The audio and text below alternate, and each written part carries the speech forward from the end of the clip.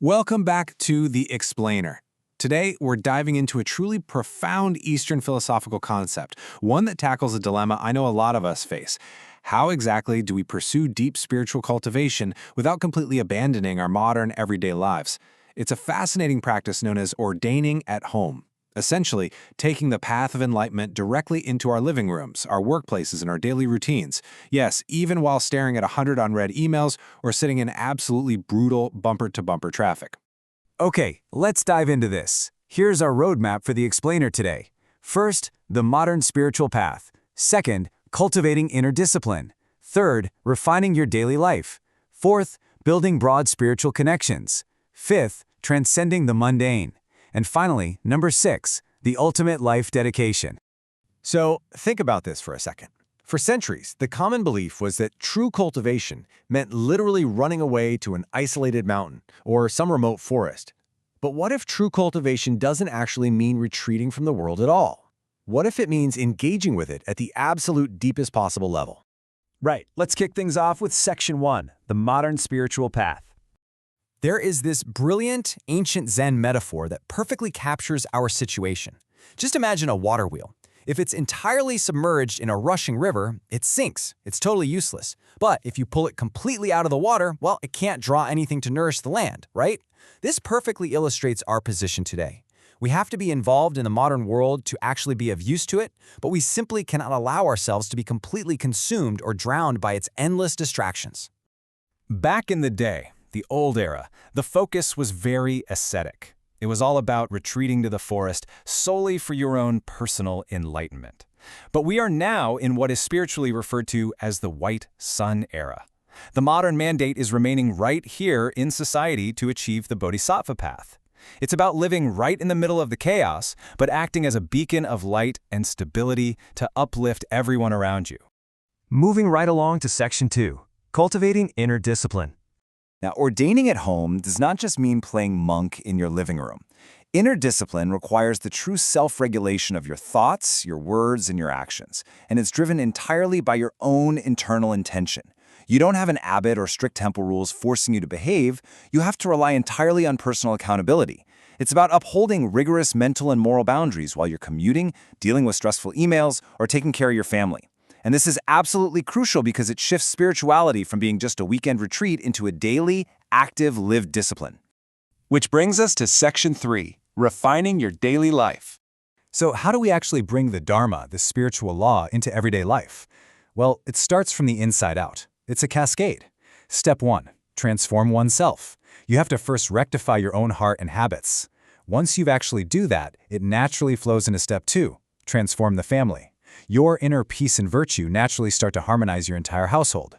And eventually, this reaches Step 3, transform society.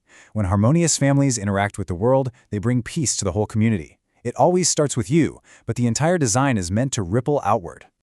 Now let's look at Section 4, building broad spiritual connections. If we just isolate ourselves or operate with a purely selfish mindset, we are entirely failing this modern spiritual mandate. We absolutely must forego selfish motives to serve others unconditionally. That means speaking with genuine kindness and actively avoiding harsh or divisive words. By building positive spiritual affinities with literally everyone we meet, we start to realize something pretty amazing. True, enduring happiness only really comes from helping others without expecting a single thing in return. Okay, on to Section 5, transcending the mundane. This is where it gets tough. To truly ordain at home, we have to cultivate a mind that is as clear and vast as a serene, elevated mountain landscape, even if we are physically standing right in the middle of a noisy, chaotic city.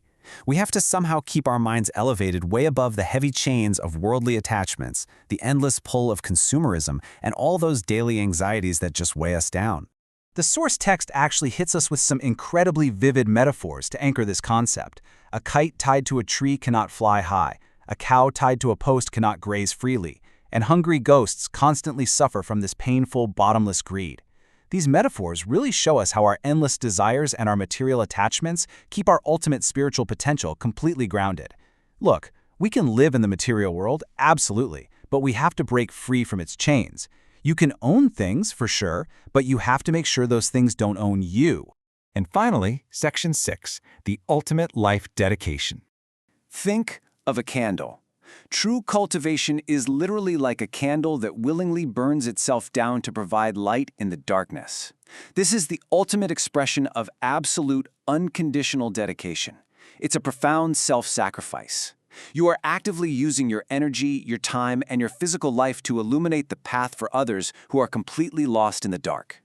And we really have to do this right now, because as the text powerfully imparts, life is incredibly fleeting and precious. Our physical bodies are just a temporary gathering of elements. We only have this one incredibly short passing moment to actually dedicate our physical forms to a higher, eternal purpose. The clock is ticking for all of us, and we must seize the present moment to practice these principles and help others before our time simply runs out. So, pulling it all together, if you want to ordain at home, here is your actionable checklist. Maintain strict inner discipline. Bring the Dharma directly into your daily life. Build broad, compassionate spiritual connections. Transcend your worldly attachments. And dedicate your fleeting life to helping others. Honestly, it is a complete masterclass in living deeply and meaningfully. We're wrapping up the explainer today with a pretty provocative question. Will you let the modern world bind you, or will you use it as your ultimate spiritual training ground? The choice is entirely in your hands every single day. I really hope this framework leaves you inspired to take these ancient principles and immediately apply them to your everyday life. Thanks so much for exploring this with me.